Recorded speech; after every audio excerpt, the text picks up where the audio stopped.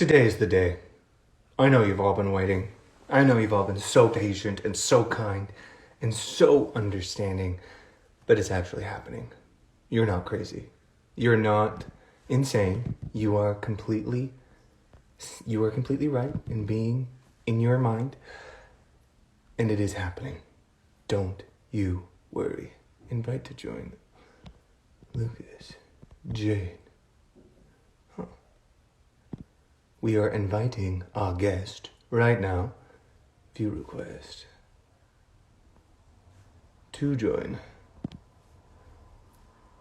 Let's find our superhero of the day.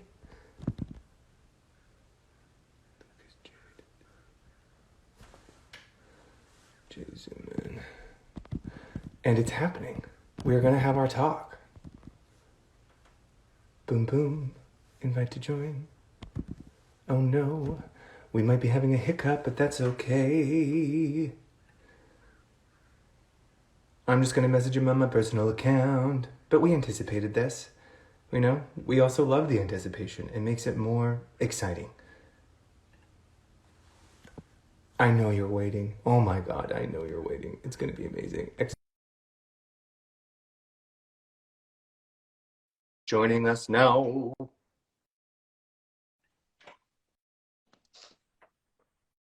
Oh, tiny home. Oh, hey, there you are. I'm sorry, I'm just figuring this out right now. That's What's up, Steven? okay. It's been so long, dude. How I are you? know. Like, look at like it. I think it has been since obviously the show. That we've actually had like a conversation other than like over like Instagram or something. Yeah, Yeah, I think so. yeah. Crazy because you sent me that photo of us when we were doing. I feel like we should share that photo because I think it's so funny. This just adorable, like with you with the mustache and me and like the like. I love the late 1800s wardrobe that we were donning, and we're owning it too. We really are. Completely. I mean, like there is such like tension and chemistry between the two of us in that particular photo. So it's worth a gander. We'll totally drop Oh that in here. But doesn't yeah. it, Oh like yeah. not only is it a blast from the past, but just like seeing ourselves in the 1880s garb is also just like it just feels I further it's away. a real chic, you know. We might want to bring that back. There's a Mm. few fits from that show that I feel like I just wanted for myself, particularly the ice skates that we had in Oh, the nice. the last season. So like those ice skates for some reason they fit me so well, and I can't find any ice skates like anywhere else that like quite fit me like that. I don't know why, Well, because but you need a period. You need a period piece ice skate that fits your foot like a corset. That's probably that's what it probably is. what it Yeah, was. That's probably what it was. yeah. It needed Well, to grip the ankles. at least you were allowed to look nice. Like your outfits actually were Yeah. complimentary to you, being like just a heartthrob stud muffin. I would like to say the same for myself, but I think I would be wrong if I did. Well, there's a certain level of transcendence to the character that I don't think anybody who's got that kind of style can really hide. So don't fear, don't Don't. fear. I'm seeing I'm seeing my grandma's in here, Beverly D'Angelo's in here. What's up, you guys? Amazing. I love that your grandma has Instagram. That's Yeah, you know, it's so funny. My grandmother on my mother's side finds things on Instagram before I do, on the internet, period. Like she'll send me an article before it even like came out. It's like, how did you know this existed? It's crazy. you're the old Um, soul. You're the old soul. I think that's what it is. I am the grandpa of the family, and my grandmother's way more technical, or at least in social media and in locating articles online. She's way better at finding stuff than I Well, this am. all Um, explains your affinity for vintage clothing at the exact same time. So it's like it's all adding up. It's all connected. Oh, you see, I didn't make that connection. Well, that's Oh, why I'm here to put the dots look together. at you. Well, Yeah, why yeah, don't you? Let's dive into this interview because these people have been so excited to hear from you. I'll do a quick yeah, introduction. I'll introduce you, and then we'll just begin. absolutely. Great. Well, thank you everyone for joining us today. Thank you, Lucas, for joining us today. We're going to do a quick shout out to Kino for hosting this industry conversation. And for those of you who don't know, Kino is a new film company that's working to democratize film ensuring the people actually involved in the magic of movie making are being properly compensated for their work while elevating the fan experience and championing underrepresented stories, all of which is a beautiful focus on community. Nobody would be anywhere without it. And it's why we've gathered here today to celebrate in the excellence and talent that is our friend Lucas Jade Zumman. Boom, boom, boom. Oh, wow. Shout out. That was quite, oh, wow. I feel honored with that introduction, but I'll take it. I'll take it. You should. You made your motion picture debut in Blumhouse Productions' Sinister 2, which looked very terrifying. I'm really bad with scary movies, not gonna lie. And after just having completed a role in the Netflix production Sense8, you went on to parts in the movie Thrill Ride and the Chicago Fire series. You're best known for your starring role as Jamie in writer-director Mike Mills' critically acclaimed film, 20th Century Women, Dr. Bird's Advice for Sad Poets, and obviously the wildly popular series Anne with an E, where you played the brooding Gilbert Blythe, where we met. When not before the cameras, you enjoy hobbies like photography, filmmaking, playing guitar, aerial arts, martial arts, parkour, and now building your own home, which is like, you just do so much. Also, one thing I noticed in your career, in most of your projects, you are asked to dance in some type of way. Oh, yeah, I've noticed that too, and I'm not necessarily a dancer really, but it tends to work its way into the projects I do, whether I like it or not. This musical spirit can't be shut down, I suppose. I guess no. So yeah, it tends to. I'm an avid music appreciator, and I think that it reads. Oh, for sure it reads. It reads. Yeah. When you communicate it through your body, it reads. Also, another hilarious thing, which you already know, but I'm just going to say it out loud for everybody, was that there was a friend who was talking about a project, and the character was a pilot, and I was like, oh, I feel like Lucas would do a good job at that. Why don't I let him know about it? And I didn't even know, like, you knew how to fly a plane. Like, wait, really? Oh, that's funny. So why'd you think of me then? I was like, I don't know, he's a good actor. Why don't you talk to him? Oh, you're too nice. Which is so funny. But anyways, let's dive into your journey and the story that is you and your life. Where did it all begin for you? What was the first moment that you realized you were an artist, or that you were compelled to be a storyteller? Well, I think I owe a lot of natural sort of attraction to the arts from my family. They're very artistic people. My father is a fantastic musician, and my mother was very involved in musical theater and things of that nature. It's just things that sort of my family gravitated towards, but they were never like pushing me into doing the performing arts or anything of that nature. It was sort of something I came across an interest for myself. I kind of was always enjoying, the school plays and things like that, and I started doing community theater, and I think community theater is what really spawned my original attraction towards being in front of the camera. But outside of that, I would just love making films with my friends in our building. We had like a building in Chicago that had like families with kids all our age, so we would meet up and we would make films together, and I was always the toughest director. I mean, I just was brutal. I mean, I definitely think I haven't lost that sort of let's just say adamancy towards directing. What made you so brutal? I just think that I wasn't very friendly about it, and I was just cold. Sometimes, you need to say something that not everybody wants to hear in order to get done what needs to be done. And for a 8 to 10-year-old kid living in a building with a bunch of kids his age, that's not necessarily how to get them to want to continue doing it pro bono. But and so I learned that the hard way, for sure. But ever since then, I've just been kind of attracted towards filmmaking, period.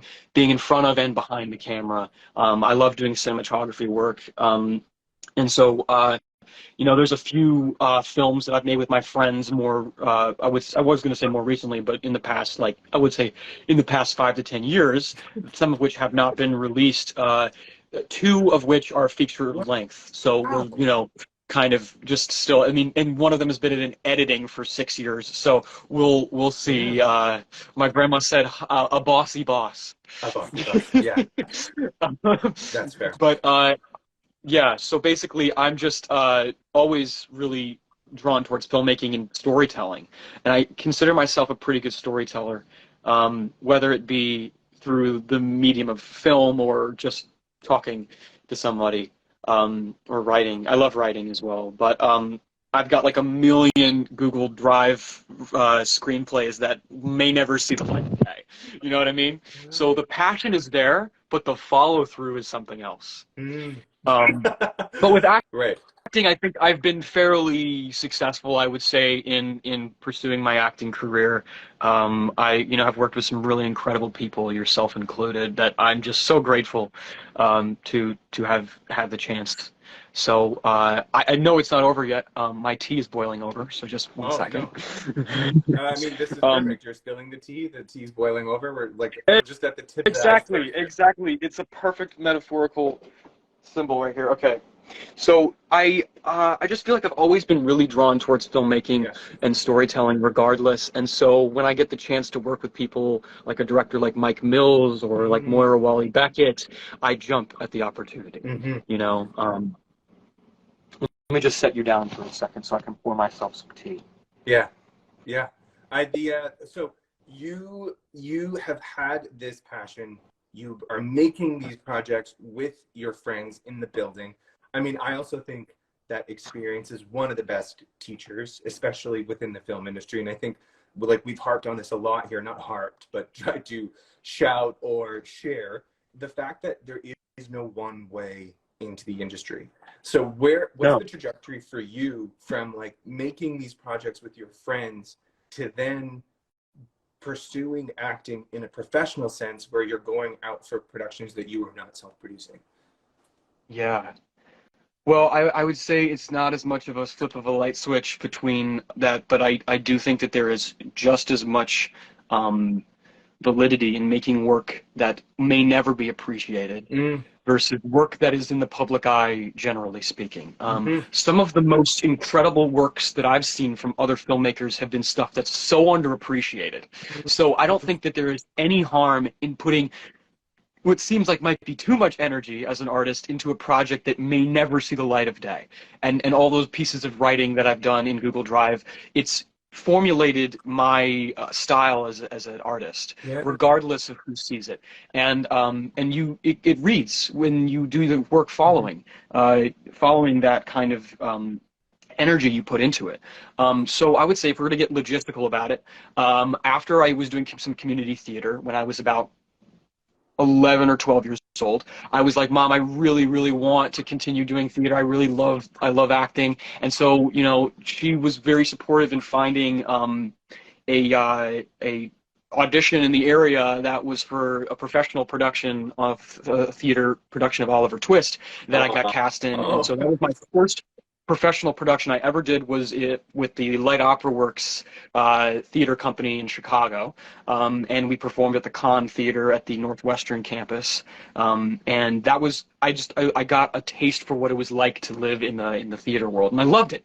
And so I was immediately like, oh my gosh, I need to keep auditioning for random things. So I went to an opening casting call for some Disney casting call or whatever. And the casting agent noticed me and she was like, yo, do you have an agent? And I was like, no. And she was like, okay, well, here's the best agent I know in Chicago. Hit her up. And so I started working with Panessa Talent Agency in Chicago, and they sort of started working with me on getting auditions for small things, and that ended up turning into Sense8 and Chicago Fire and things of that nature that we're shooting locally. And so as it progressed, after I did 20th Century Women, and this is solely acting work, whether or not I had an influence on the production side of it is besides the point, non-credited. And I really do believe that everybody who has an effect on the film in front of the camera or behind it is like, it shows on camera whether you like it or not. So everyone is a producer in my eyes, if you know what I mean, no matter how small of a role you had. So I was just so fascinated with writing and directing and stuff still, and it was not hard for the people I was working with to see. So a lot of times, I think almost every project I've worked on, people have come to me and asked me, "Oh, like, what do you think? Like, what do you think we should do here? What's your approach to this?" And more recently, cinematographers who have seen some of my other stuff, have, at least in this most recent project I did, have been interested in my input, and I'm really grateful for that. That as passionate as I am, I'm not underappreciated as an artist, and because I know for a fact that there are so many more talented people than I am who may never get that kind of appreciation. And I really do think there's a level of fortune to this industry Completely. that you can't deny. That I am fortunate to have been born in a situation where I had supportive parents, and that there's so many factors that contribute to that. And so I don't deny the privilege that I have, but I do think that I do have a creative mind. I do have a creative eye. And so it shows. And so when I was approached for this recent project that I did, it's called No Address. The mission that they expressed to me was to try and authentically capture what it might be like for a ragtag family of homeless people living on the street in Sacramento. And it's something that I was not familiar with personally, but I was like, whoa, this could go two very extreme directions. It could be really, really good, or we could do something that isn't as authentic. And so to me, it was really important that I saw that we had some consultants involved that were either involved with the homeless community or have been homeless themselves. And as soon as they reassured me that I was like, we have some incredible people. Robert Marbut in particular, Robert Marbut Jr. He's just this genius consultant and expert in homelessness, and he consulted on 3 different presidential campaigns. Wow. Just absolutely, yeah, absolutely incredible guy. And he was our head executive producer and consultant on this project. And as soon as I heard he was involved, and straight up, I was just like, I have experiences of my own, not firsthand, but with friends of mine who are homeless in Chicago, particularly. And I think that some of that input, that understanding that I have, and the interviews that I've done with them can be influential to this project, as well as, just the other type of creative input that I had. And then the director, writer, Julia Verndon, who first reached out to me for this project, was very receptive to having me on board as a creative counterpart, as a sort of someone to bounce ideas off of, and so I worked with this team, Sally Forcier's production team, just incredible group of people. Couldn't have asked for a better production team. Incredible location scout. I mean, we just, those kind of projects that you work on, and there's just everyone at the head of the departments is just on the game, and you're just and for a low budget like that, man, I'm really grateful. I'm very, very grateful to have been involved, especially on the production side. Well, like productions like that, when it is a lower budget, and you for some reason, I feel like creativity gets fostered even more because you're not answering to so many people who are making decisions. So you can be more collaborative, and when you're collaborative, the process just moves so much more seamless. And that's a good point. Well, then you also have you live in the concept of the best idea wins, which then allows you to have that unofficial executive producer credit, where you are inputting some ideas or creativity because you feel like you're in a space where you can offer up an idea, you can offer a suggestion, because sometimes you are looking at a different discipline. And that's not to say for everybody to do this all the time, read the room, but when you aren't in a particular discipline, you can look at it in a different way. And so you might actually come up with a more creative, efficient idea because you're not inside of it, knowing all the nuances that go into that one particular job. Yeah. No, that's very observant, and I think you're right. Read the room as an artist, but also I think that there's nothing wrong with spitting out bad ideas. I think every artist has to be comfortable, and every musician. I mean, do you listen to jazz? If you're improvising, the wrong note's going to come out every now and then, but you see what Miles Davis does with the wrong note? You know what I mean? With a bad idea, you can turn into something totally new and incredible. Totally, yeah. And so no one should be afraid to share bad ideas in a space like that. Yeah, read the room, and sort of make sure you're not offending people. But sometimes it's contextual, sometimes, you trying to be offensive. Sometimes the most crazy idea is what's going to work, you Totally, know? totally. And you Um, just have to, it's just the way that you deliver it. You can't be 10-year-old Lucas director ruining all your friendships in your building. You have to be the Lucas that you are now, being yeah, like, hey, I've got yeah. this idea that might work. And listening to everybody else's ideas, Yes. making sure that we all are on the same page about the fact that this is all of our work, Well, and I think and that's that also connected to what you were saying. Sorry to interrupt.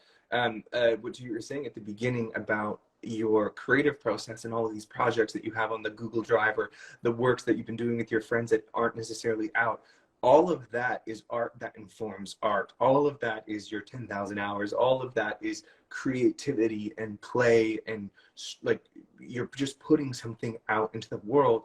Whether the public sees it or not isn't necessarily the main goal. Yeah, it's nice when people have a good reception and, you know, they want to throw things your way. But at the same time, it just informs who you are as a storyteller. And when you have that attention to detail, when you go prepare for a project like you just did with the stories of the displaced people, you now have a more informed, nuanced opinion and perspective. And that reads on camera, even if you're still saying the same script that was given to you before you've done that research. Like, it all adds absolutely, up, and people feel that. yeah, it all has an effect. Yeah, whether you like it or not, every conversation you have with somebody, every interaction you have, every project you've ever done, even on that large of a scale, is going to have at least a minute effect on your outlook. Yeah. And I think that outlook is the biggest changing factor in how you approach, portraying a character, making a piece of artwork, painting, just writing a book. You might watch somebody's a writer's your favorite writer. You're going to watch over their whole life. Their style's going to change, and Mm-hmm. I have a feeling that it has, because of not just the influences that are within their bubble. They, whether they like it or not, are affected by their world. And Mm-hmm. so everything you see, everything that you do, even if it's just in a repetitive practice of writing a crappy screenplay, it's gonna have an effect. It's gonna Mm-hmm. have an effect, and you are going to forward yourself as a more experienced artist for that reason. Yeah. So don't be afraid to make mistakes, I think, is the moral.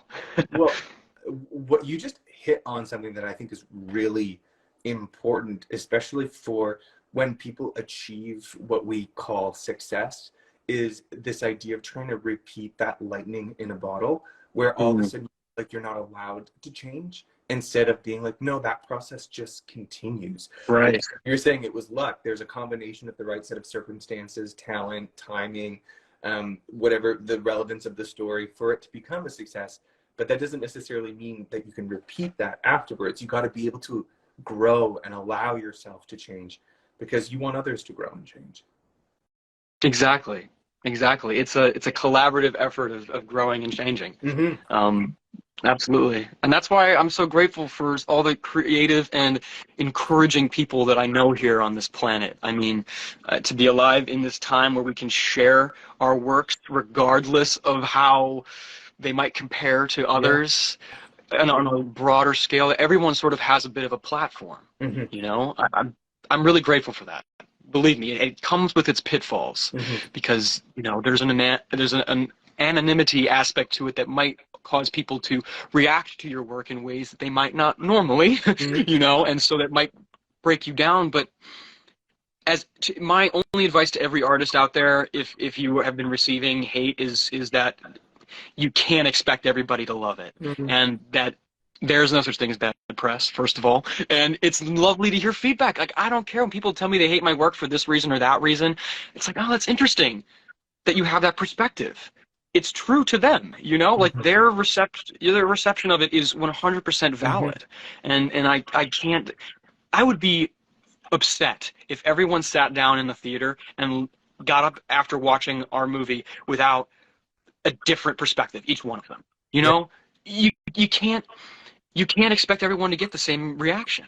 You No. know, No. I mean, so opening yourself up to criticism is scary, but I think it's necessary for the growth of any artist, really. well, completely. Well, and speaking of growth and speaking of change, you spent a lot of your formative years on camera. How did your professional life affect your personal life as you were going into Mm. some massive projects, while also like learning how to be a human being? Yeah, exactly. No, that's a really good point.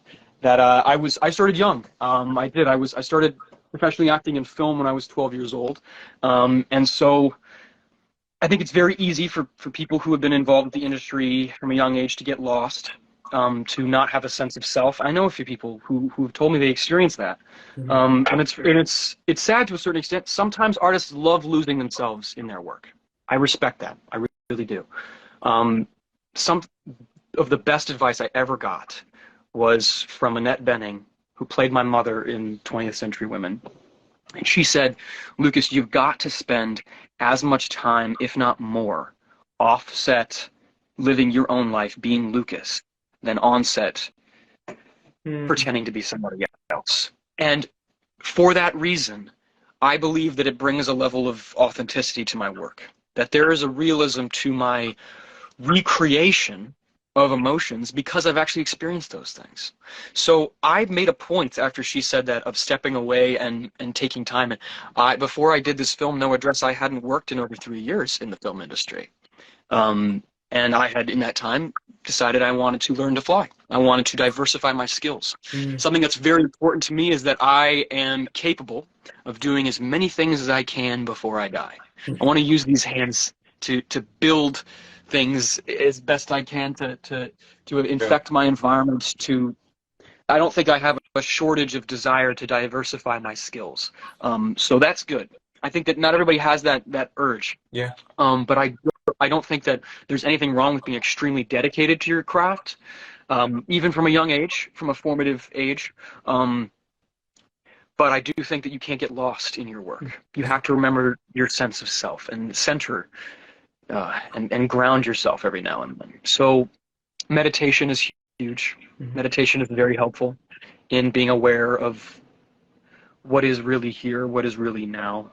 Mindfulness is key to me Mhm. in maintaining a sort of humble attitude to my own career, because it's all too easy for me to create self-criticism and to overanalyze if I let myself get a, Mhm. get a get ahead of my own self. You know what I Mhm. mean? So I think that's a result of having started at such a young age, is that I'm critical of my own work, and that I'm making sure now that I do spend as much time, if not more, offset, Mhm. learning about me, seeing myself in new situations as I would exploring a character. You know, Well, I you're am a playing character human in the film. beings. So you've got Yes, to be a human being. You have to know how to be a human being. You can't just be an actor. You just can't be a, a person who tells other people's stories. You have to know what your own story is too. right. Because then you'll be able to tell other people's stories with truth. Yeah. You know, Hmm. um, and that's something like this was a huge leap for me, trying to portray a character whose life I could not personally relate so heavily to. My character Jimmy, um, was is homeless by choice to a certain extent, because he had trouble at home with his parents, and so he tried to get his mother to, come away with him and sort of heal and create his own family. But it ended up being that he has to build his own family, and his necessity to be relied on and to rely on others, and having that sense of family is key to him. So he goes out searching for that in people that he isn't biologically related to, and that's something that I can relate to. So I tried to find little bits in this character after learning about him from an objective perspective that I could relate to personally. Therefore, I could bridge gaps in my mind between my life and Jimmy's, Hmm. and then I could bring a level of truth to the facial expressions and the way that he's feeling and how he reacts, so that when I'm being Jimmy, I can go into the scene and whatever someone says, if it's an improvisation, I can, with truth, bring Jimmy to it, and because of how well I can relate myself. Hmm. And I would not have been able to do that if I didn't go out and have my own experiences and grow myself. Yeah. Well, it's the difference between chasing art and chasing fame. You're Mm. developing and expanding your empathy versus just trying to expand your following. And I think you can really, it's easy to see that between the two when you are in a place, when you're in this industry. I feel like there's a fine line between objectives and motives between the people who enter this industry. Yeah. No, I think you're right. I do think that there's something valid though, and something very human about seeking attention, of wanting that following, of being part of the industry because you like the attention. That's something that is just as human. Um, I personally am not attracted to that in myself. There is a part of me, I acknowledge, that that does like attention. I think we all have a little part of Right. ourselves that likes appreciation and attention, Yeah. and I can't deny that part of myself. If I were to try and suppress that part of myself, it would have control over me.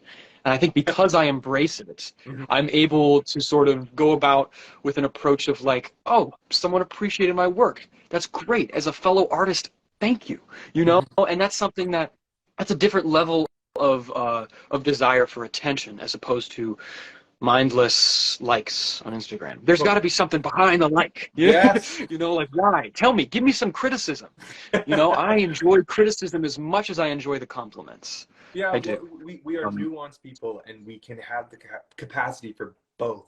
But it's like, what is our main intention when entering a project? Well, but also speaking of inherently natural large followings, obviously the following of the show that we met on has the most beloved fandom. And once again, thank you all.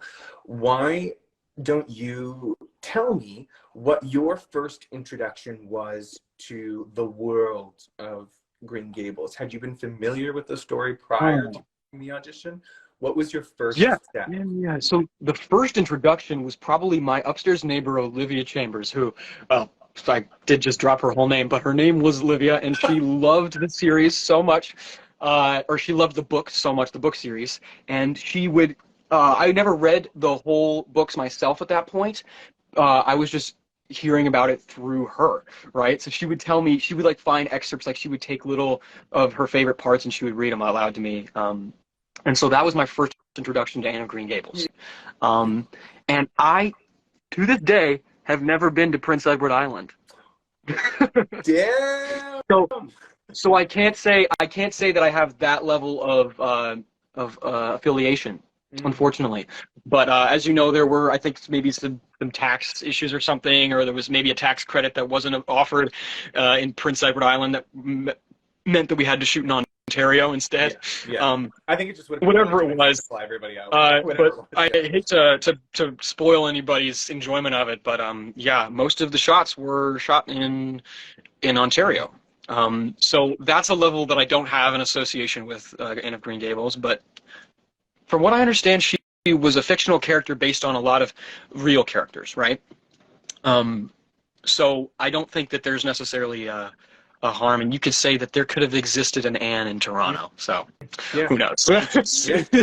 There's an Who Anne in knows? all of us. Mm.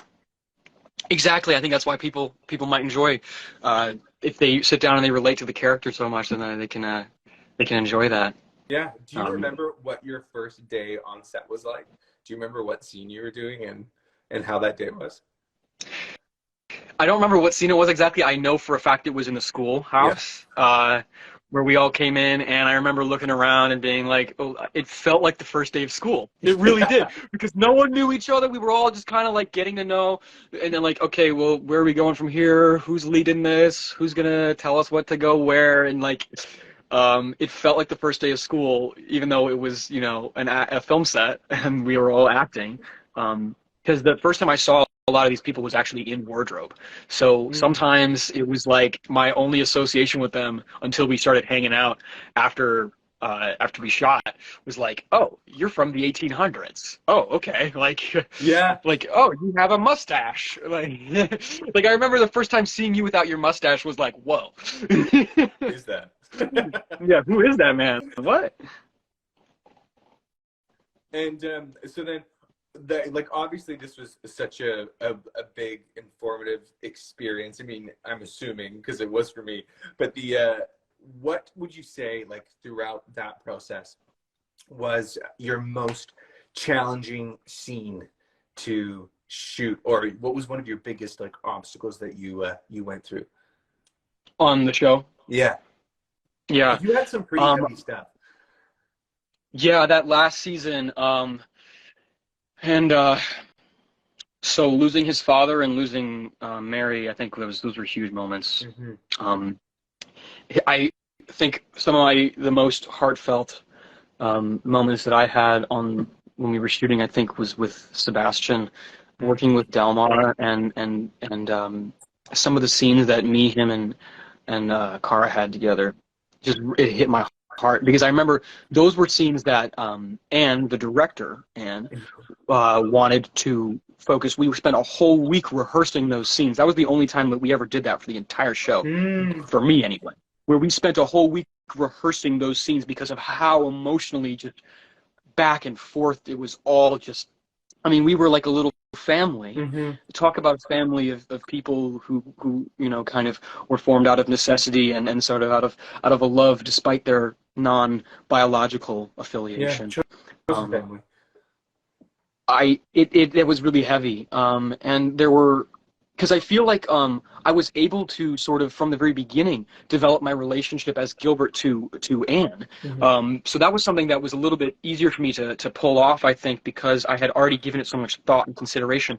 But reading the third season, and then it came sort of as a surprise to me, all these emotions that Gilbert had to go through. All of a sudden, I was like, oh, wow, this is going to be heavy stuff. It was like Hmm. 1 week of shooting where we had like the heaviest, where Gilbert was like watching her suffer of sepsis right in front of him, Yeah, and that's something that was probably one of the heaviest moments in the show for me. totally. Well, I think that's one of the Yeah. heaviest moments for everybody.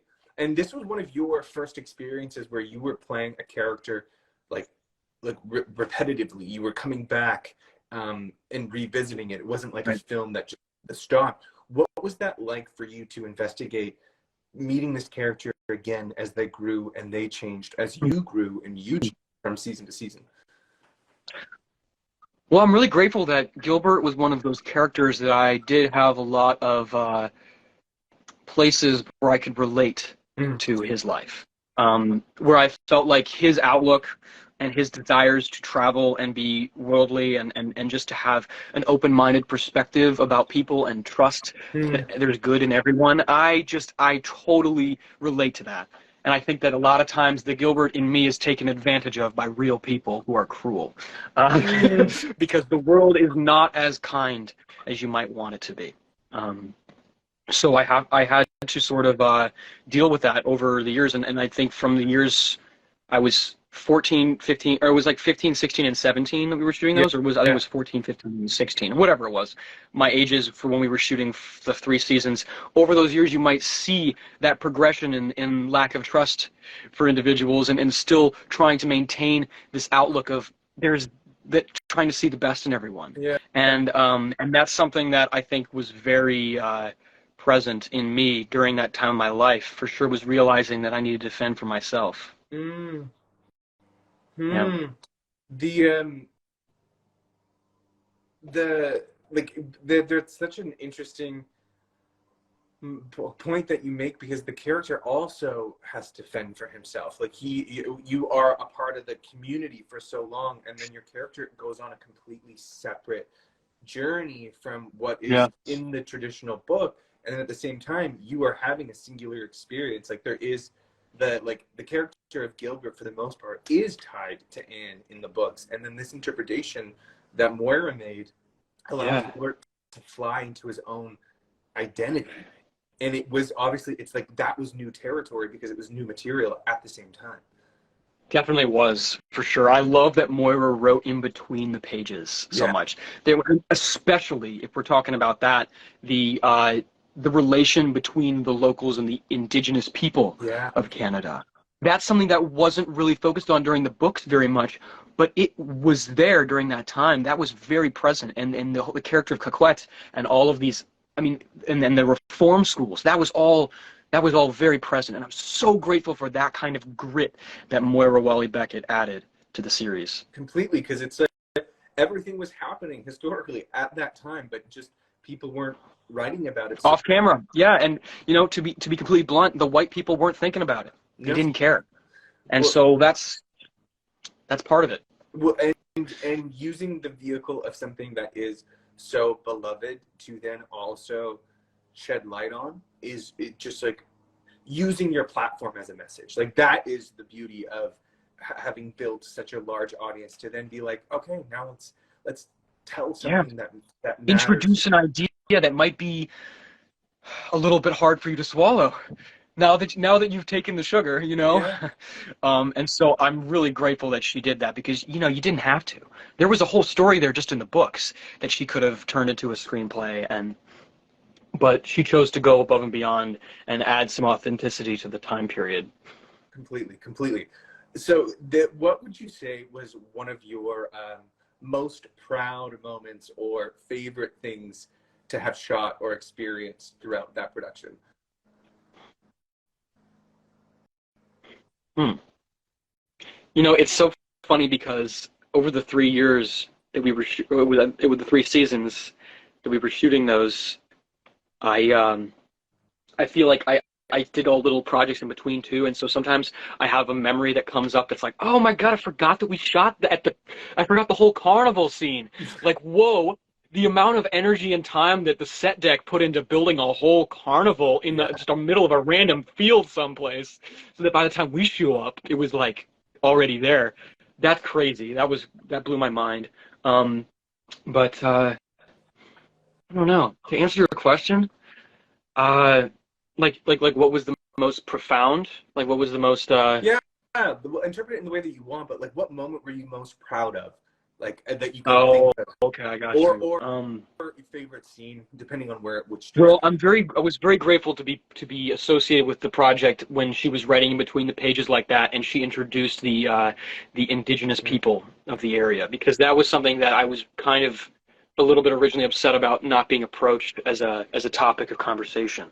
Um, so that was I'm really proud to be part of a project that sort of went out of its way to bring that level of authenticity. Mm. Um, yeah, I mean, we all want to be a part of stories that mean something, that matter, that tell something more. So, and you couldn't have asked to have been a part of a better project when it comes to that.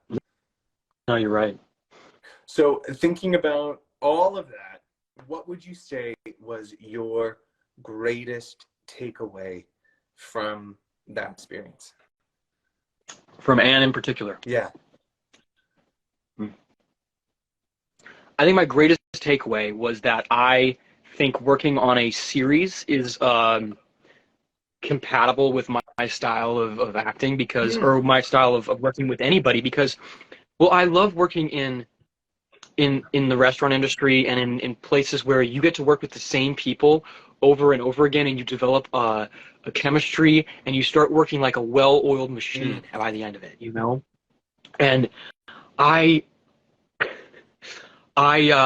I just really miss a lot of people that I worked on projects that were just like a few months long, and then like I never see them again, or Yeah. you know, you cross paths again in the future, but like, you know, there's just too many occasions where it's like. So my biggest takeaway, because like you said, that was the first time I had been on a show reoccurring for more than one season, Mhm. was that I think that that's very compatible with my style of art. Is that I love learning how to work with the same people again, and that Mm. I remember working with the people on Anne, and it just being, I'm talking about the grips in particularly, Mhm. and the lighting crew, and the rhythm that they had, and the way that the camera people would work around it. And I remember one particular shot where we were in Sebastian's house, and there was a Steadicam shot through the whole way, and everybody was like, sort of like, it was like the Red Sea was parting for the Steadicam, right? But everybody knew when the camera was going to be Yeah. there, and like what approach and what angle, because they knew the dude. Even though they were doing it different every time, it was like we could read each other's body language. Right. And there was like little moments where we would like, I would swap places with one of the grips so that I could get in there just in time. And for me, it gets very technical. The reason why I appreciate working with people. Mhm. It's very technical, because yes, there's some fantastic artists out there, but if you don't have the tools and the grounding to sort of to bring that in there in a seamless way, then it can be very challenging to work with other people. Mhm. So knowing your own style, knowing just exactly exactly how you work with other people and the chemistry between you Mm. is huge. Mm-hmm. Well, and the chemistry on that set was particularly special. And Absolutely. what you're saying too, just you when you have that working rapport and that understanding of how you work as a creative and how I work as a creative, you're not in the friction of the dance of formality being like, how do you do this? How are we going to achieve this together? Because there's just the inherent knowledge of this is how we work together, and then you can just start working as opposed to the figuring out process of how you work Exactly. with someone. And then that chemistry is inherently there, and you can just take the scene or take the day or take the shooting schedule Yeah. to a whole different level because it's established. No, you're right. I think it's less inherent though. I think that you have to develop it with some people, Mm, and that's why the time factor is huge. yeah. But you're so right. Is that does make it so much easier to be authentic and honest. And when you're going, it makes it so much easier to be like, oh, I remember you from last year, bro. Let's just do this thing, like, Yeah. yeah. And that made me, I don't know, that made me really comfortable being Mm-hmm. vulnerable because there Mm-hmm. were a lot of scenes that you have to get vulnerable. And I've also done projects where I've only had a few days at max with people to get vulnerable in front of them, Mm, and it's a lot harder. yeah, it really is. It doesn't mean you can't. It doesn't mean you can't, but you know. Well, I mean, vulnerable in a myriad of ways. Like the vulnerable in having to be going to places that are heavy emotionally, but then also vulnerable in the sense of like making offers. Because I totally felt that in the beginning, Oh yeah. coming on a set, not knowing how to like play what's allowed. Like, am How I? much input can Yeah, Steven give? Right. you're Exactly. like, I'm just trying to get it right, and then all of a sudden you're like, no, no, no, no, I know what I'm doing. I'm just gonna Yeah. like, throw this at a student because that's what I want to do right now, as opposed to like trying to make sure that everything is perfect. But that vulnerability of play also, like we were saying earlier, just allows for a more well-rounded, fruitful world of characters being real people. No, you're so right. That couldn't have put it better. That's yeah, building that world is sort of dependent on your vulnerability. Being Yeah. able to share with other people is like you have to be comfortable being open and like because especially when it's about emotions, sometimes there's a scene where you're gonna have to be portraying emotions you're not comfortable with in yourself, right? Mm-hmm. Yeah. And so removing yourself from it isn't gonna bring authenticity. No. The best way to do it is to be in an environment or be fortunate enough to already be in an environment where the people and the place that you're in is comfortable to you. It's about Yes. set and setting, Yes. Yes. Well, 100%. and that is such a challenge for an actor going project to project. Yeah. And you are having to be vulnerable in every single one. And but also finding that comfort within yourself to allow yourself to be that vulnerable. Like that is a skill that I don't think people really talk about, especially when you're thinking about education. That's not a dissected topic. No, you're right. That's not touched on enough, I don't think. Mm, Because, well, maybe at least in the industry, it is sort of expected of you to do your best, yeah. like first two takes, like, because like, Time is money. what does an actor do? What, he laughs, he cries, like what? But it's not that simple, You as a It's 10-year-old. not. Yeah, right. Yeah. No, I think one thing as hard of a director as I was on them, I do feel like I had an understanding that I wasn't just gonna make them cry by yelling at them. They had to Right, do it for yeah. themselves. This is the So sad scene. Yeah. exactly, yeah. Oh, God, Hey, that's this is a great. sad scene. So if you need me to, be an Yeah, asshole. yeah. Well, thinking about that and thinking about where you are now and this creative process that you're on and this new journey and this new phase of life, what would be your ideal situation, like creatively? Is there a story that you're working on? Is there a story that hasn't been told that you'd be a part of? And what capacity would you be doing it? Would you be doing it as a director, writer? Would it be a series? Like, where's your dream? Where's the Yeah. trajectory going? To a certain extent, I think it's hard to anticipate those. Every now and then, a project comes along that's like, whoa, really captures my attention, Mm-hmm. and I had no idea that I even had interest in that. This recent one I did, No Address, is different than that because I was already interested in bringing awareness to the homeless issue. Mm-hmm. So something of that nature. Another thing that I'm very passionate about is reducing my own waste and humans being conscious of the carbon and the waste that they are producing. So that's something that's really huge to me. I think if there was going to be a single thing that I was going to put a pin in there and say I need to address this, it's going to be the climate issue that's caused by human consumption of factory farming and the issues that we cause with a lot of agricultural stuff.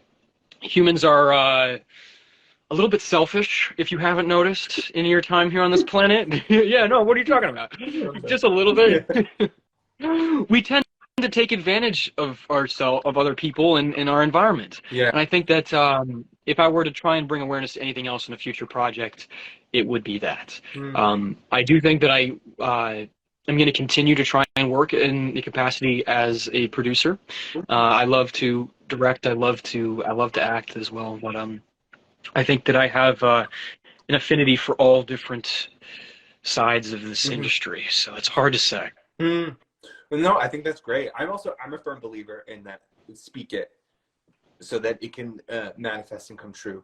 And it's like, becoming a producer in an actual credited aspect rather than just you're a self-accredited producer from sharing ideas on set. I'm a credited producer.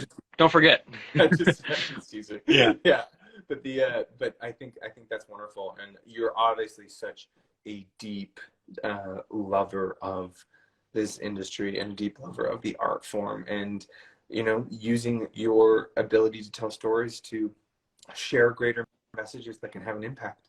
Like, what higher calling can you have when it comes to this industry? Right, exactly.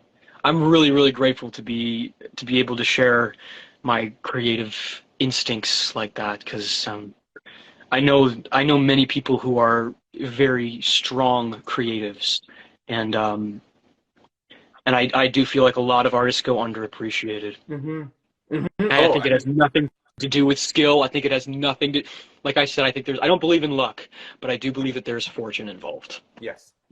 Well, and then artists in many capacity. I mean, like, let's look at the writer's strike right now and how exactly minimum wage. Well, thank goodness for people being in a band of other people, like writers like that, to feel confident enough to say, hey, we're not going to stand for this type of treatment. Yeah. You know what I mean? Yeah. Good on them. Well, and then also to have the other areas of the industry support them too, because we're all affected exactly by this, and exactly. We're all in a new negotiation because we're just got new technology, so we have to like readjust where we're at with how the structure works.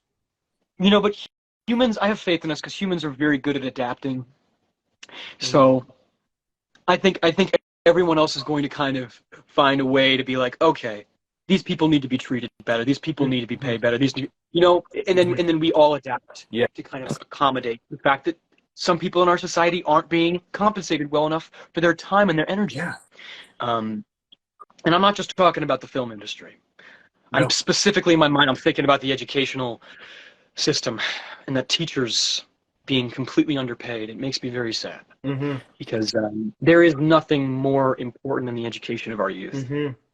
When it comes down to that, it's really difficult to watch people put their heart and soul into informing the youth in ways that are unbiased and accurate to global issues, and then not being well compensated, not being able to not work a summer job or to feed their families the way they should. It's really hard to see, but I think that we're moving in the right direction in some aspects, but we still got a long way to go. Well, as a former on-camera teacher with no qualifications, that really speaks to me, and I feel very affected by that quote. So, yep. So you know exactly what it's like, don't you? I do. God, there was not even a teachers union in the 1890s. No. So I mean. No.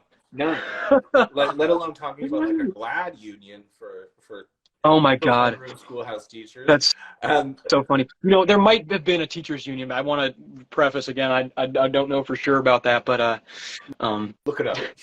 Look it up. I'm interested now. Obviously they weren't paid enough though. Yeah, yeah. Considering how those kids were acting. Completely. I mean, come on. And judging by the fact that I had one suit, they weren't paid enough. But you know what? Maybe he was spending it all on mustache wax. That's what it was. That's what it was. That's what it was. As we're getting closer to the end of our time here, I would love, because I promised, to throw some audience questions your way. Yeah, absolutely. If you wanna answer these bad boys. The first one being, if you couldn't have played Gilbert, what character in Anne with an E would you have played or want to play? Would I have wanted to play? Yeah.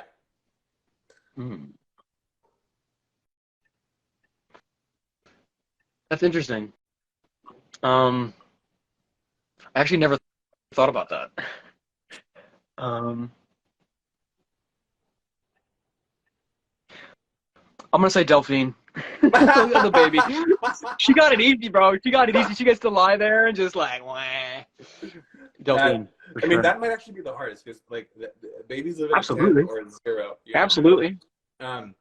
Oh my God, there was one time. I mean, I hate to like get carried away with this, but where we just had the baby sitting there for a while and waited for it to cry so that we could have the shot of the baby crying. And they were like, holding off the mother, like, wait, no, don't go in yet, don't go in yet.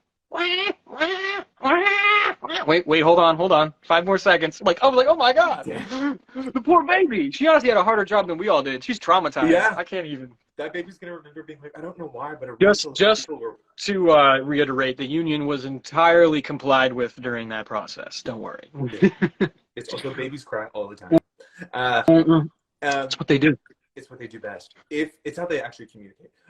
What would you have wanted to happen to Gilbert had there been a season 4?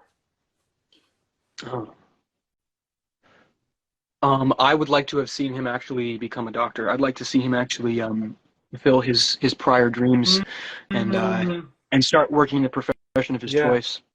Because I know that was something he was really passionate about, and he didn't get a chance to really like do an adult life yet on the series. Yeah. So after bringing all that worldliness into, becoming more emotionally mature and realizing what he wanted with his relationship with Anne and stuff like that, I wanted to see him progress into a career of like what we wanted to do. But I love that. Hey, that's what the books are for, right? Totally. They season 4.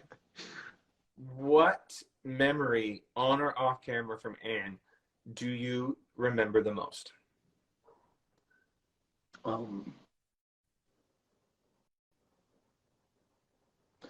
I had so many long car rides with Delmar. We had like so many deep combos. Honestly, me and Delmar had some deep conversations that I miss so many of the people. I mean, I made friends with just about everybody that we worked with, and it was just like, I miss them all. I do. So I think the most profound. Okay, here it is. Yeah. Here's what I was thinking about literally just yesterday. Yeah. Leah, when she did her show, when she did her music performance, we all went and saw her, and I was like blown away by this hidden musical talent that she had. So I mean, that sticks with me for sure. So good. Yeah. I'm sure she'd be happy to hear that. Shout out to Leah. Shout out to Leah. Yeah. How are you, honestly? How are you? Period. How am I honestly? How are you? Oh, how am I honestly? Yeah. I'm pretty good right now. Currently, I am traveling back from Sacramento very slowly from where I was just shooting that film. And I am traveling with my house right now that I finished only 4 months ago. Mm-hmm. But I've been living here full time, and I'm really, really enjoying it. It's very, very peaceful. And I spent about 2 weeks in the national park, South Dakota, the Badlands. Oh, wow. And it was just so lovely just to decompress and relax and just meditate, exercise, eat good, and just like I'm back into taking care of Lucas right now, and I'm really sort of just focused on my well-being. So I would say that I am optimistic about that. Beautiful. Sure. Louise Ververt wants to know, what's a quote you love or that reminds you reminds you of yourself or centers you in yourself, I'm assuming what they want to say, almost every day, like mantra. Do you have a mantra when you're meditating? So the type of meditation that I practice, so these are two different questions now, but I'll answer the latter first. The type of meditation that I practice is called Vipassana. It's a Buddhist meditation that's very centered on trying to find that space between your thoughts, not assigning a negative or a positive connotation to anything, and sort of finding peace in being, feeling. And so bringing awareness to your breath, bringing awareness to your surroundings, the way that the air feels on your skin, the contact points that you have with the ground when you're sitting there, and just objectively feeling. And there is no mantra that I use personally, but I know that that's not the same for everybody who practices meditation. And there's a million valid ways to practice. The first question that they asked was, is there a phrase or a quote that really gets me, that encompasses my being? And I really do think that Neil deGrasse Tyson said it best. The universe has no obligation to make sense to you. Ooh. So any sense that you make of your universe, anything that you think you know enough about to think you're right, is it's really impressive to know that human beings can come to a point where they can understand enough about their universe to think that that we know. But we are all still open-minded to realizing that we're not always correct. And with this new discovery from the James Webb Telescope, we're looking back 13 billion years, right? Almost. Which is almost the beginning of the universe, we thought. We thought the universe was only 13.8 billion years old, but we're seeing fully formed galaxies much larger than the Milky Way 12 billion years ago, which means that the universe is so much older than we thought it was. So that is super exciting. But again, the universe has no obligation to make sense to us. So I don't think that there's any single book, there's any single human being alive who has ever figured it out. And we're all in this together. Everyone's feelings are valid. Whether you believe in a God or not is your truth. And I personally believe that any understanding we have of our universe and its creation is remarkable, because we were never, from an evolutionary standpoint, designed to comprehend the complexities of our universe.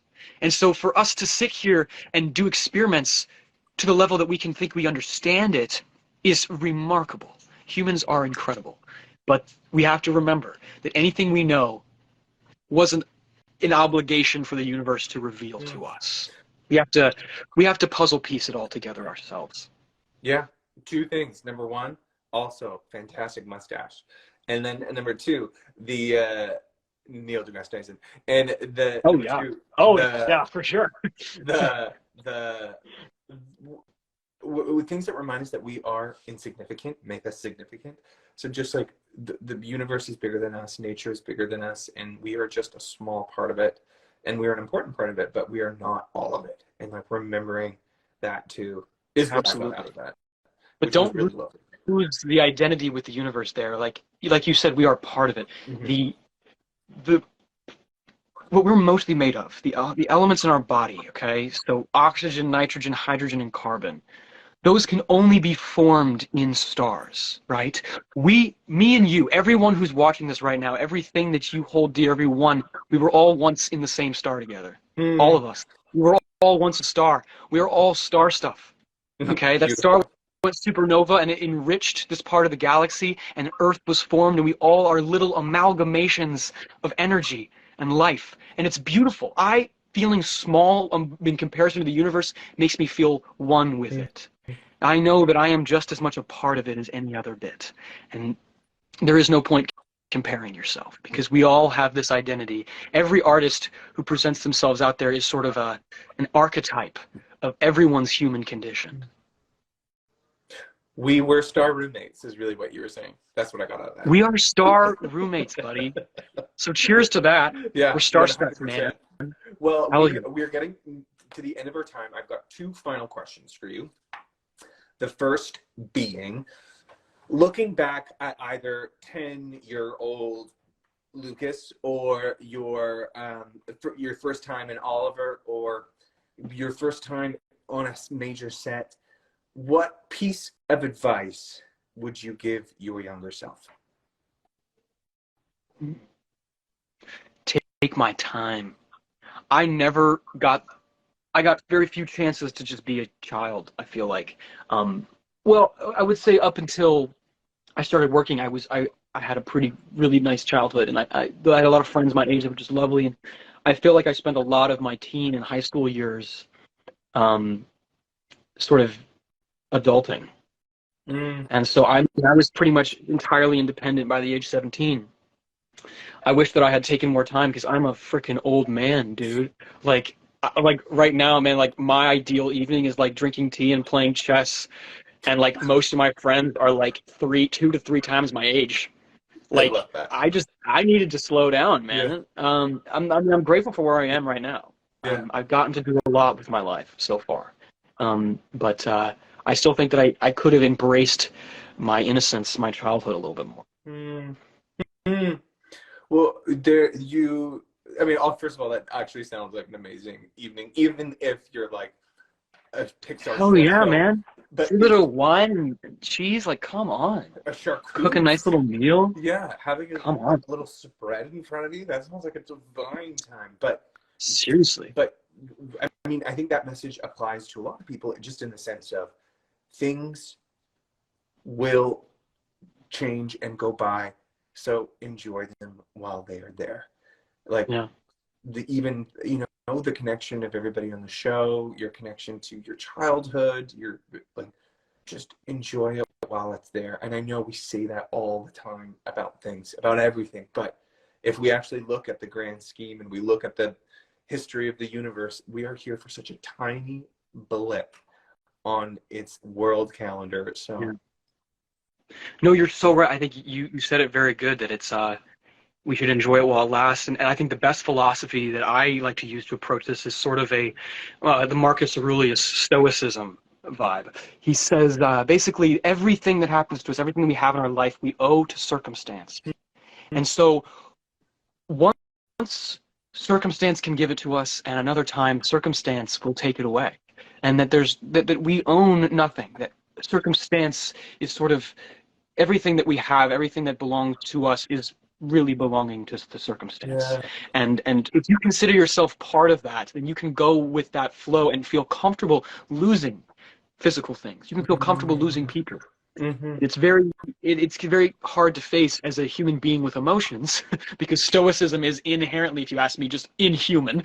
But I think it's a great philosophy Yeah. to look up to and be like, wow, yeah, that's a great perspective. The fact that you own nothing, and that sort of follows in line with this Buddhist belief too, of reminding yourself of your oneness, Yeah. and returning to your breath, because your breathing is something you will always have while you're alive. Mm-hmm. That's a tool that can always be there to comfort you. Mm-hmm.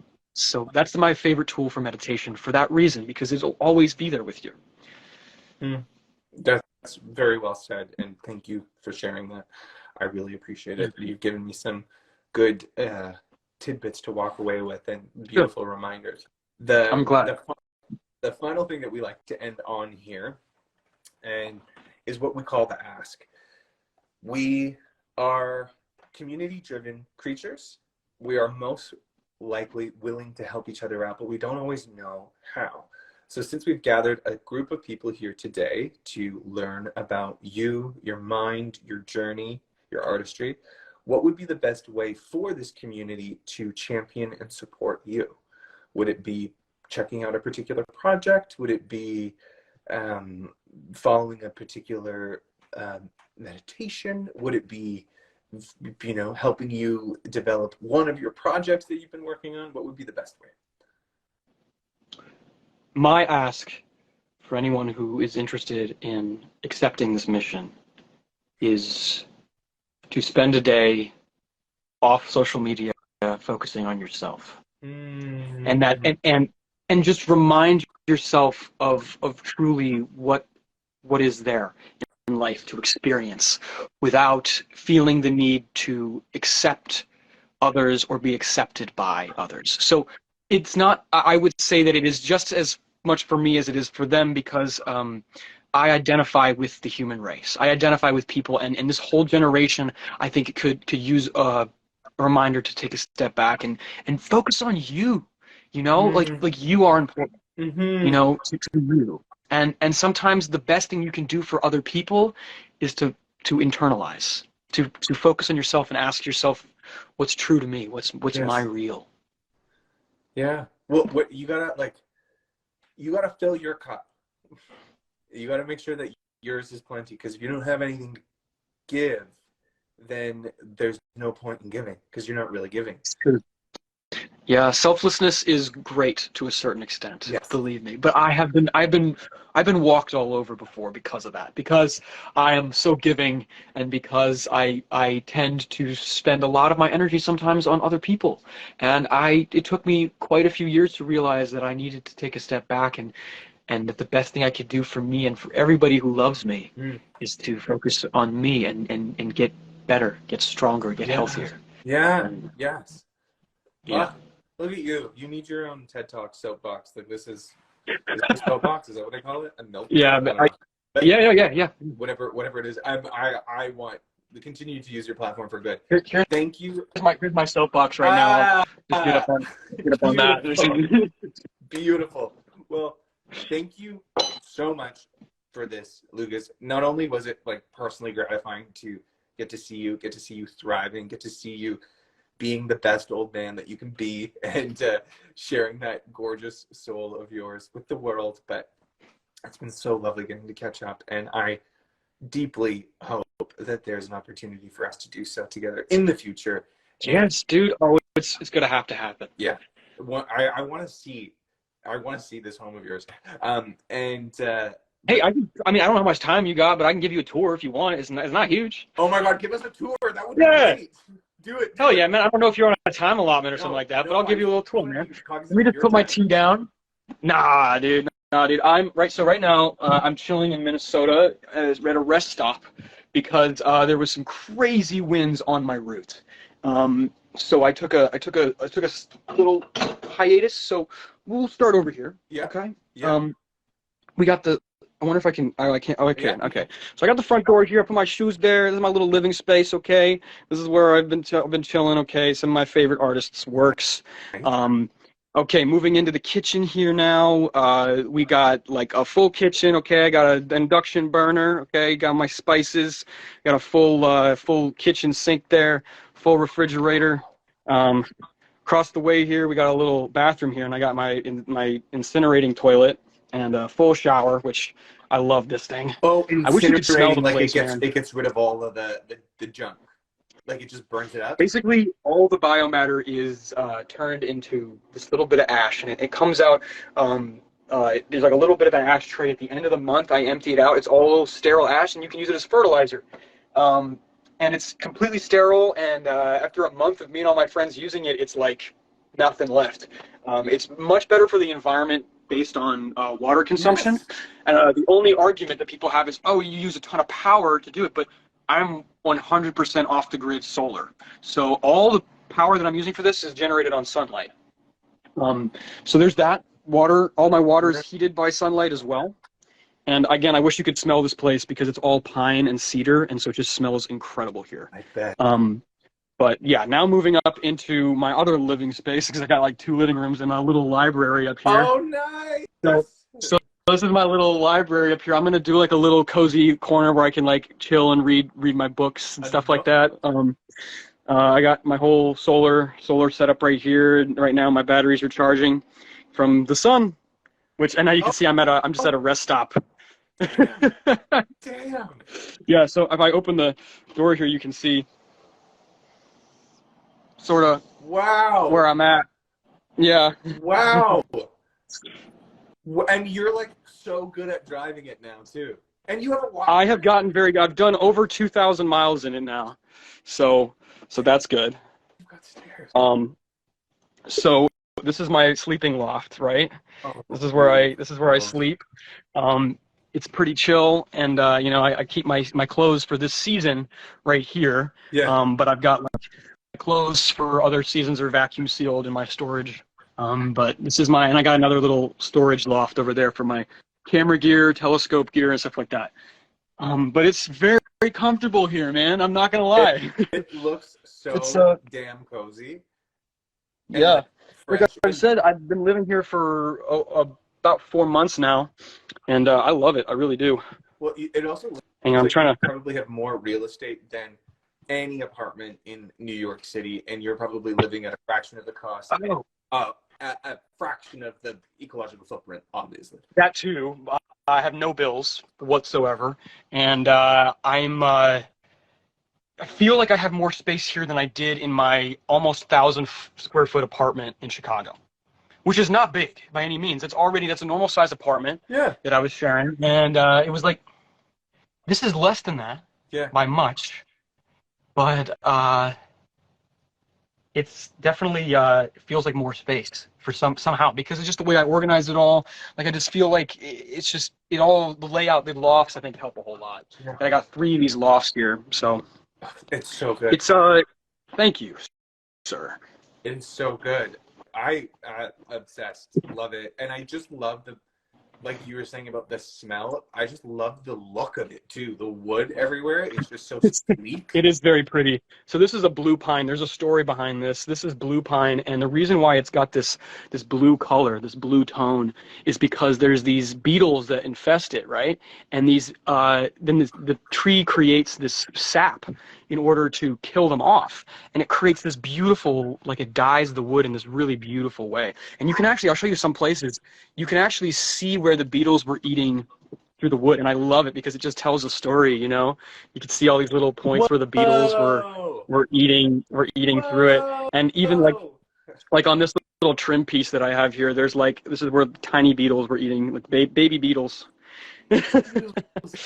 So yeah, it's like living inside of a tree. Well, really, it's like living in a forest because my floor is bamboo, and the walls are trees. So it's like grass on the ground and trees on the sides there. So it's basically like I'm living in a forest. I mean, And I didn't even know it's this. a forest with a kitchen and a bathroom. But you know, I got running water, and you know, and I'm just at a freaking random rest station right here right now. So I mean, you get the idea. I can be wherever You can go wherever I want to you be want. with this. Like, So I've literally just been taking my time. This is the best road trip I've ever done because I have not gone grocery shopping. I've been stocked up. I just like don't need to stop anywhere. And if I do, it's because of weather and or just because I want to chill. yeah, And it's I can just get off the road, cook a meal, take a hot shower, and go up and you've sleep. got no time limit. You can go wherever you want, see whoever you want, not see Yeah. anyone. Like, what Yeah, what is your, solitude is important to me mm, for sure. what is your But current yeah. destination? Like, where are you? Do you have somewhere in mind that you're gonna go? Are you gonna go to Chicago? Did you say that? Yeah, I'm headed back towards Chicago right now. I'm gonna like park it in some parking lot and have some friends and family over for a dinner, and then I'm gonna drive it back to another place in Illinois called Galena, Yeah. where I will be living in it for a while, maybe Airbnb it out. I love living in it myself, so it's gonna be a while before I can let anybody else Yeah. have it for rental or something like that. But eventually, there's a huge market for people wanting to try out the lifestyle, and I'm very, very passionate about sharing the idea of living in more of harmony with your environment, producing less waste. So my waste right now is very, very minimal. And so I'm very excited to share more about my journey here, reducing my carbon footprint and being conscious of my effect. And traveling as well, considering the fact that I am burning fuel to make this trip. But I've done the math, and I'm going to be sharing a video with people soon about how I am justifying that. But essentially, the math works out where I'm producing more solar power in kilowatt hours of power and using like a fraction of what people in a normal household would use. Yeah. So it's but you know, it's all about just proving that you can live in luxury and in comfort without sacrificing all these things and still live in compliance with environmental ideals. Yes. Well, and also, even if you do use a fraction of like power or energy that isn't solar, it is a fraction of what is being used in other homes. And that makes a massive dent. We all saw this with the pandemic when people weren't driving, how like the air Yeah. got purified, nature came back and cleaned things up. It's like, I think that's also a good point to remind people, is that we're not telling you not to live, like to use those things. It's how we No. use them. Like, it's like, let's Exactly. be smarter. Yeah. We don't need it all. Right. We can live beautifully like the way that you're living. And even if you do use a percentage, it's a percentage. Like, Yeah. And I haven't used a drop of fuel to burn my lights, to run my water heater, to heat the whole house. When normally people don't think about, when you flip a light switch on, that you're using fuel to make that electricity, that a huge percentage of the energy that comes from the grid that's supplying your house with power is natural gas, is going to be producing emissions, and no one really thinks about that, because it's electric. Everyone charges their electric cars thinking that they are doing something good for the environment when they're charging them on their house, which I just think it's funny. I think people bringing awareness to the issue is all we can really do. yeah. That enacting change is much easier once we've all come to the realization that, oh yeah, this is actually happening. Yeah. And stop denying, the global climate crisis. Well, and then, when you were shooting No Address, did you just live on set with this? Like, is that was No. Well, originally I was going to have it like at base camp, but we were moving so often, and the place that we were shooting was not entirely safe for me to keep it at. So I actually had it on a winery, which was local. It was nearby. It was a beautiful location. I had it on a little winery. I'll plug it just because he was so kind to let me stay there. His name is Loyal Miner, and he owns the Miners Leap Winery in Clarksburg, Sacramento, and it's lovely little place, beautiful bunch of cats, and one beautiful little dog that were my neighbors for a little while. And yeah, I just had it parked there for the few months that I was shooting on that. amazing. Amazing. Well, I mean, thank you for this new version of Cribs style tour, getting to see your home. Yeah. Tiny cribs, bro. Hell yeah.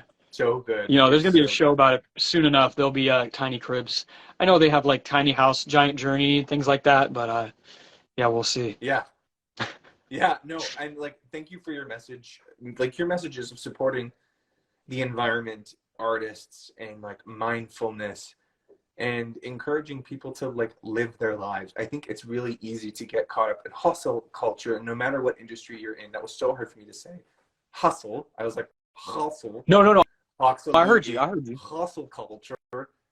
Just to feel like you need to get ahead in some type of way, but sometimes what actually gets you further along is taking time to go deep with yourself, taking time to learn who you are, and investing who you are. That makes more difference than I think anything else you could do. I totally agree. I think there's nothing wrong with hustle culture. I myself, I feel like I've definitely pulled a hustle for sure. Mm-hmm. But I don't think there's anything wrong with it, as long as you take that time to center yourself, to return to internalizing and realizing, why am I doing this? Is it for me, or do I care a little bit too much about what people think about what I'm doing? Yes. Agreed completely. Well, and still can be, there's nothing wrong with seeking validation, but No, there isn't. Love yourself. Knowing why. Love yourself first. Yeah. Love yourself first. Give yourself the validations first, and then the rest is You all deserve it. You do. Yeah. Well, thank you again. Thank you everyone who joined today. We are so glad that you could be a part of this, and I'm so happy that we got to reconnect. And once again, thank you for everything that you shared. This was a really lovely time. Yeah, thank you all very much for joining, and it was really nice talking to you again, man. I know we're going to work together again in the future. Yeah. Please keep me updated on everything you've got going on too. We gotta stay chatting. Yes, we will. We absolutely will. And then everyone here, get off social media for the rest of the day. Don't come back until this time tomorrow. Follow Lucas's advice. Much love, you all. Okay. See you, Steven. Ciao. We shall end this bad boy now.